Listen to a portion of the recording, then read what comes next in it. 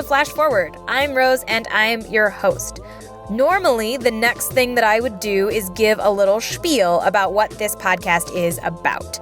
Something like, Flash Forward is a podcast about the future. Every week, we take on a different possible or not so possible future scenario. Every episode, we start with a little trip to the future before returning to the present to talk to some experts about how that would really go down. Got it? Great. But this week's episode is going to be a little bit different. I've been traveling a bunch and I'm kind of sick, so I apologize for the sniffly voice. And none of our next futures are quite ready for you. So instead of going to a particular tomorrow, today we're going to spend the episode doing a couple of different things. First, we're going to hear a bunch of messages from you. What you've said about past futures that you've heard or future futures that you want to hear about and all of that. We're also going to do a little bit of time travel to the past to talk about the first season of the show and hear some of the best bits from those episodes. I've also got some fun announcements for you about the show, and I'm going to reveal a few of the hidden references from earlier episodes. A lot of people have asked me what they should be looking for, so this should help in your search. Got it? Great. Okay, let's start with some calls from listeners about past shows. And we have a couple of reactions to a couple of different shows, so we're going to do them chronologically, starting with the oldest episode and working our way up to the newest episode. So we're going to start with someone who is very skeptical of our plan to eradicate mosquitoes. You already know that eradication is ludicrous. You can't count the number of domino effect on species it'll have. Some birds, some reptiles, some whatever live exclusively or predominantly on mosquitoes and mosquito larvae. You wipe them out, it's going to be one of the beginning of the end of the world type scenarios. Control, yeah. Eradication, hell no. Bioengineering, land management, public awareness, vector control, all that, yeah. They didn't get to be the number one killer by being an inconsequential species. So it doesn't take a genius to figure out. You've got to figure out a better way to deal with it than eradication. That's a recipe for disaster. Okay, now we're going to hear from a listener about the microbiome. Hi guys, this is Logan from Salt Lake City, Utah, and I just wanted to say I really love this week's future on microbiomes, and it really reminded me of a similar idea with the future of genome sequencing technology. Like you guys said, inner gut flora changes really frequently, but your DNA doesn't, and your genome holds very important information. And like with current technology, you can literally pay these companies to sequence your DNA and give you percentages. You have a 20% chance of getting heart disease, and you also have an 80% chance of getting breast cancer because we found the patented breast cancer gene in your genome. So it's really interesting, kind of brings up the idea of who should have this information. Like the idea of a dystopian world where healthcare companies could demand to see your genome before guaranteeing you coverage. But yeah, just really interesting. You guys have me thinking. Can't wait for the next episode. Thanks. And we also got a message about our future quantified selves. Hi there, my name's Jacqueline Kimmel, and I wanted to respond to your My Everything Pal episode. While I love having data about my health, and it sometimes really motivates me, like yesterday when I ran in place for 20 minutes at 11:30 at night so I could earn the 40,000 steps in a day badge on my Fitbit, it sometimes really can be a bad thing. A few years ago, I got so obsessed about getting an A on my daily nutrition on caloriecounter.com that I would actually enter my pantry and think, do I want the 3 grams of fiber and 6 of protein, or the 6 grams of fiber and 2 of protein, without actually considering the food. After a while, this obsession actually made me less healthy. And to close out our reactions, we just today, a few hours ago actually, got a message about the future of our pets, and I wanted to include it, so here it is. Hi, my name is Mike, and I am a practicing small animal veterinarian, and I was just calling in to make a comment about your podcast called Unpawful about animal rights and animal and getting rid of pets. It's a topic that is widely discussed among veterinarians, the difference between animal rights versus animal welfare. And while the vast majority of veterinarians I know are all for animal welfare. That is how we make our living. They are against animal rights because of the reasons that you said in the podcast about what giving animals rights would do to our ability to provide good care to them. Our domesticated dogs at this point are a whole separate species unto themselves compared to wild dogs and compared to other canine species like wolves. It would decrease their enjoyment of life if they did not cohabitate with humans, and it would definitely decrease human quality of life without pets. And I would say that those groups seem to be advocating for willfully making a species go extinct by removing pets from the equation altogether. There's definitely some improvements that need to be made.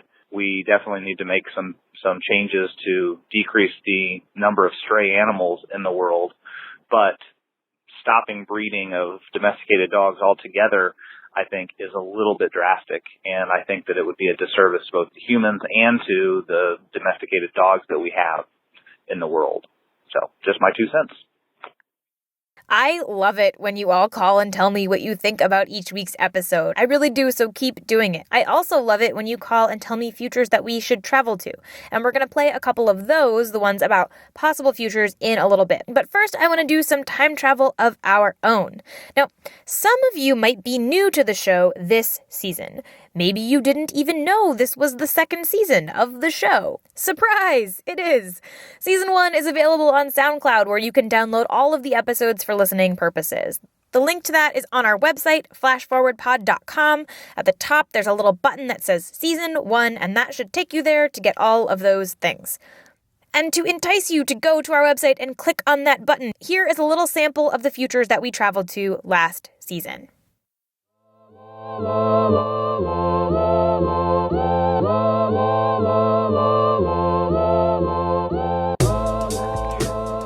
Okay, so in this future, we've decided, or the robot that we've appointed to make our decisions for us has decided that weapons are too dangerous and that we'd be better off without them. There is a drug that makes us not need to sleep. We have some kind of empathy machine. A company has put up so many wind turbines that they've actually changed the climate on Earth. Gender isn't important. A probe that is extremely similar to the Voyager probes that we sent out in the 1970s shows up in our galaxy. Humans have decided that the way to combat climate change is through genetically engineering ourselves. Every high school student gets to pick 2 types of body modification. Contact sports have died out due to concerns over head injury. The Earth has stopped rotating around the sun and is now falling very quickly to its fiery death. Life extension technology. A supernova that has gone off nearby. Invisibility cloaks. Everybody has a personal drone. Gender isn't important. Space pirates. But more importantly, we now have a second moon.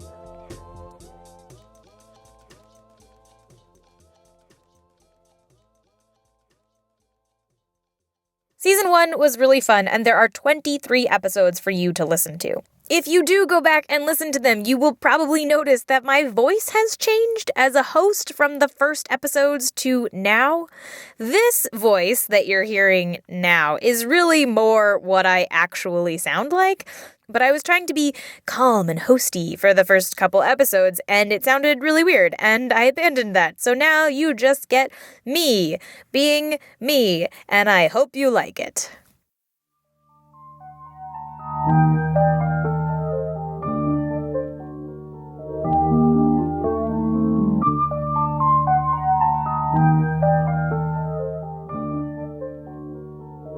Okay, next I want to share a couple of exciting updates with you. While I've been on the road, it's been tough to produce full episodes, but I have been doing a bunch of show-related things. Now, one of those things is setting up a subreddit. So if you like Reddit and you want to talk about the show there, we are at r/forwardpod, just like we are everywhere else, basically.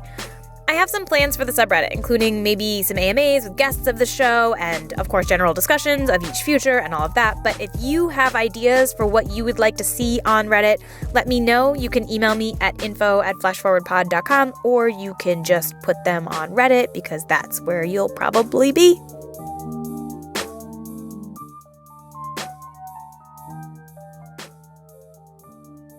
We also now have an online store where you can buy stuff. Right now, there are a couple of different versions of the logo that you can put on anything from a tote bag to a mug to a sticker to a cell phone case. It's all very cool looking, so if you are the kind of person who likes to buy swag for the shows that you listen to, you can now do that at our store, which I will link to in the show notes and prominently on our website and social media and all of the other places that you might find Flash Forward on the internet. If there's an item that you don't see in the store that you wish that you could buy, let me know. I can probably make that happen. And if you do buy something from the store, A, I will be super grateful. B, I would love to see a picture of whatever it is that you have purchased in your life, because that would make me extremely happy.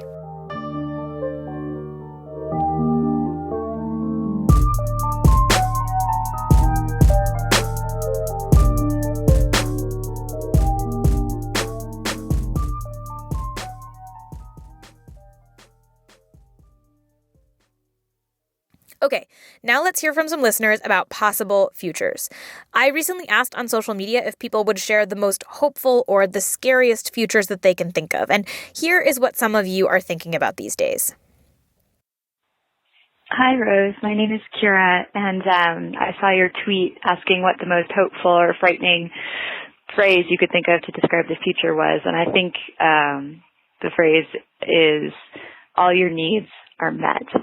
What we choose to do with that is really a indication of what we choose to do with everything. And you know, when there's struggle and there are things you have to accomplish and you have to do, you know, it's easy to kind of focus on those. But if all your needs are met, what do you do next?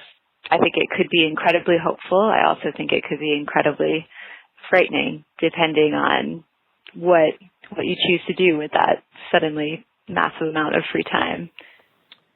I guess we already live in the scariest future we could, and I just hope it doesn't generalize all over the world.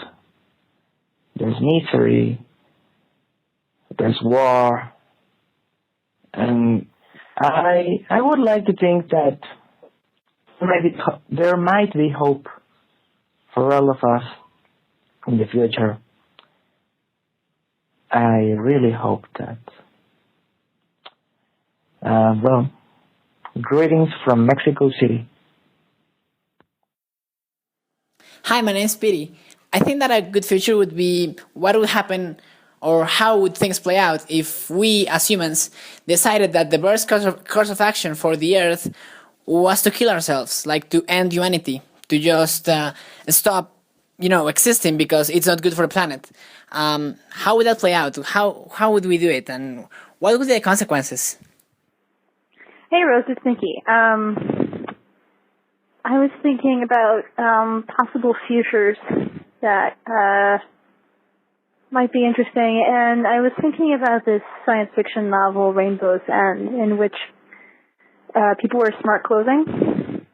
And the clothing, it's not just the kind of thing that keeps you from getting cold or keeps you from getting hot. It's actually kind of a wearable computer. It's kind of your interface with the world, and the primary narrative is that this sort of older person has sort of stubbornly declined to figure out how to use smart clothing, but now, the whole world has kind of run away with it, and he's left outside, and he has to learn how to work on this machine that's in his clothes. And I saw a press release today when I was looking through some studies about smart clothing, and I haven't looked into it too deeply yet, but I thought, what's that future going to be like?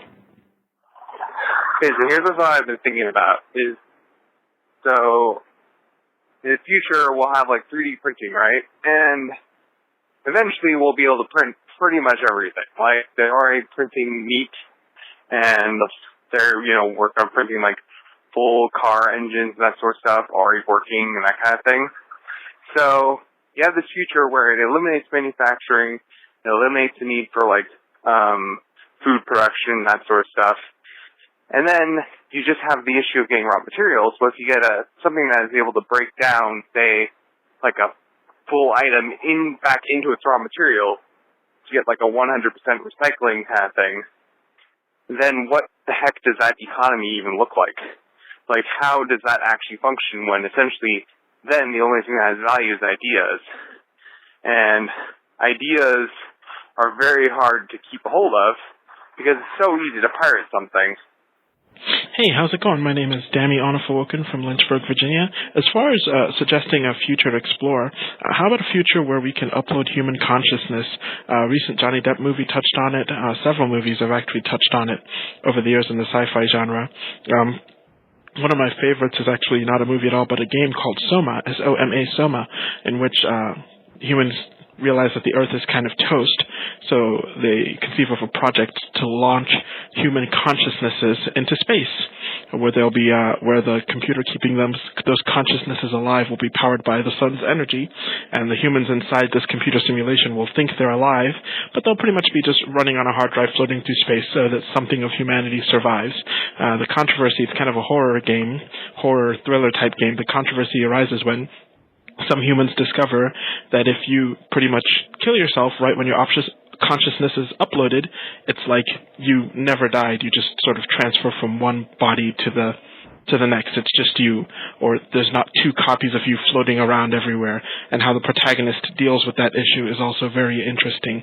I'm not affiliated with the game in any way. I just am really interested in that uploading human consciousness. Okay, thank you so much. I look forward to your next show. Bye.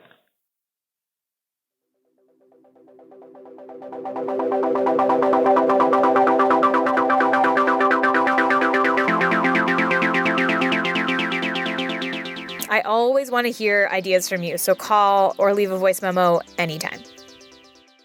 One last thing we're going to do this week is reveal a few of the hidden references in the episodes from this season. A lot of you have told me that you're not really sure what you're supposed to be looking for in references, so hopefully this will help you. In episode 2, Love at First Sex Bot, the names of the different sex robots are references to particular people and characters. The Hadley is named after a mechanical woman invented by a fictional Thomas Edison in the 1886 novel The Future Eve.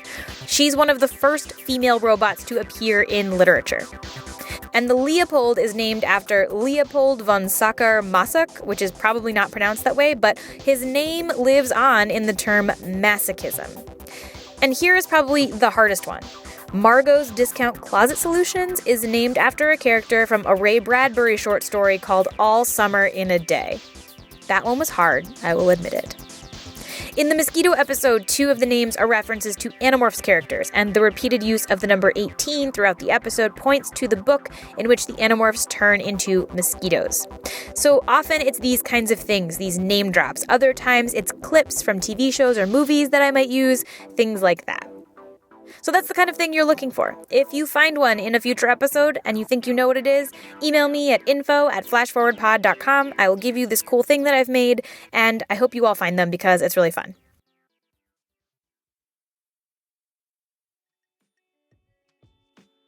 Okay, that's all for this week. As usual, Flash Forward is produced by me, Rose Eveleth. The intro music is by Asura, and the outro music is by Broke for Free.